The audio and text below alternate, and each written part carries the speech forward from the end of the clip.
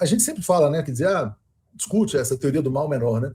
Então a Kamala Harris é ruim, mas talvez ela seja um mal menor do que o Trump. Agora o Ciro Gomes está falando na teoria do mal maior. Ele está defendendo o apoio dele aos bolsonaristas no Ceará, porque ele diz que o PT é o mal maior. Daiane, o PT apoiou todos os governos do Ciro Gomes, do Cid Gomes, o próprio Camilo Santana. Foi uma coisa montada ali pelos ciristas e o PT para que ele fosse governador do Ceará. E agora ele vem com essa, dizendo que o PT é o mal maior. O que você está achando disso? O Ciro totalmente na extrema-direita, Daiane.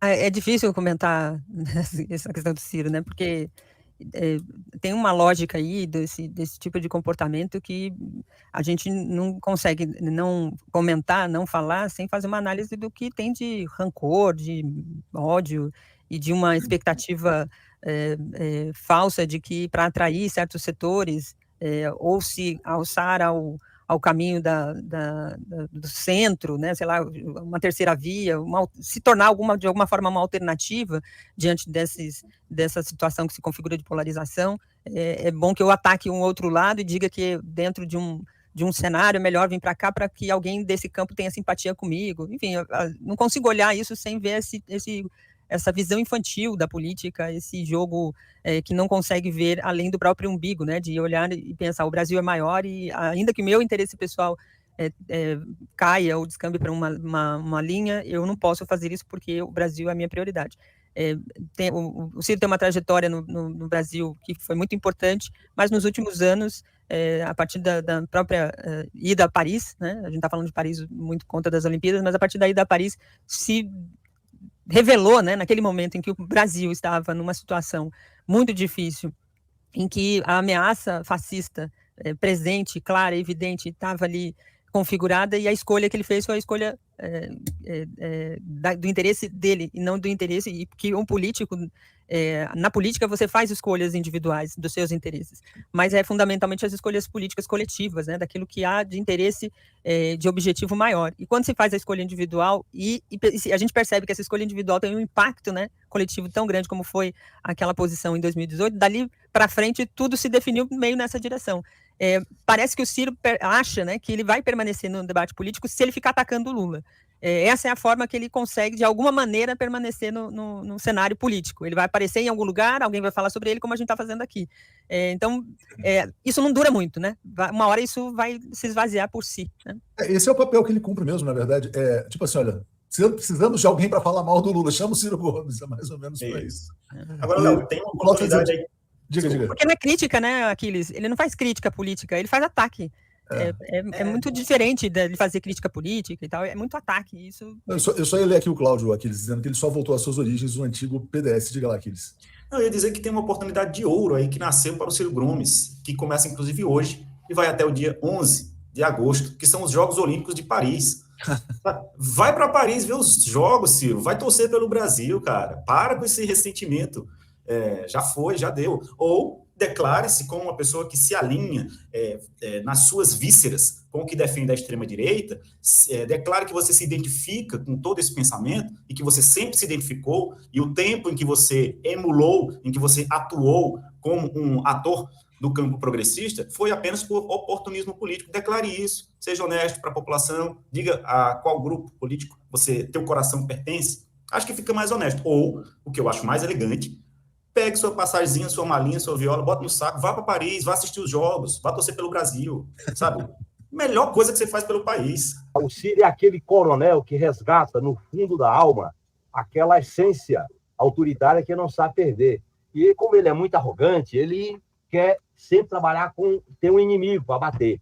E ele, desde quando ele saiu do governo, foi candidato, o PT virou um inimigo. Agora é o Lula e o PT. Então, é uma figura que está fazendo uma opção pela direita. Eu acho que o Ciro quer se credenciar como um dos quadros da extrema-direita no Brasil com o Bolsonaro. O discurso dele, o perfil dele, quando ele foi filiado ao PDS, quando ele fazia a militância de direita no movimento estudantil, e houve toda uma tentativa, eu convivi muito com ele na Câmara, antes, quando ele era ministro, para que ele adotasse um projeto de esquerda e centro-esquerda. E ele sempre resistia, porque ele é a política e o mundo é ele, é tudo centrado nele, entendeu? Então, eu acho que ele está fazendo uma escolha, vamos dizer assim, decorrente do seu perfil, da sua essência política enquanto militante. Ô, Jerônimo, isso que você fala, que ele é muito ele, exatamente, isso ficou claro para mim no episódio, né? Que inclusive arrastou o PT para apoiá-lo.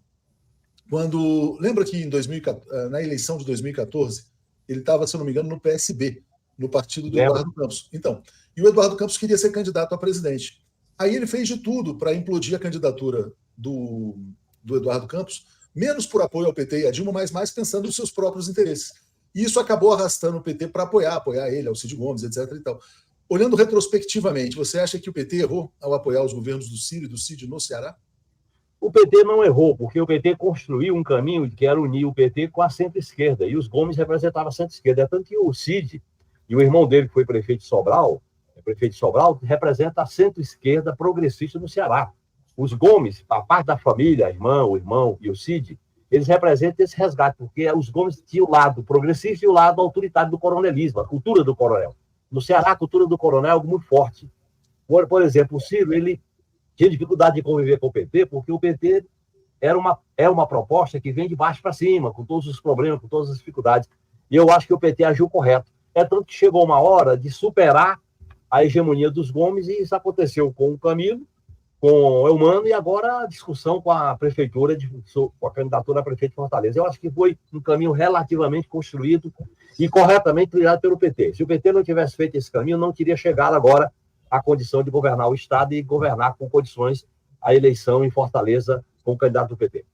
É importante com o apoio do Cid, né? O Cid se desgarrou, você lembrou bem.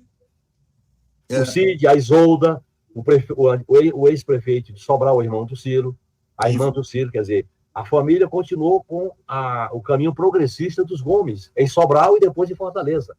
Porque o Ciro, ele precisou de ser uma espécie de asa do PSDB com Tasso para chegar à prefeitura e chegar ao governo do Estado. E fez isso, depois ele quis ter autonomia, construir essa autonomia política, e o PT foi aliado dele, e foi correta a opção que o PT fez, mesmo com divergências internas. Chegou o momento, e foi exatamente na preparação da eleição de 2022 que houve essa ruptura. E eu acho que o Ciro está se credenciando como um dos líderes da extrema-direita para disputar a base social do bolsonarismo.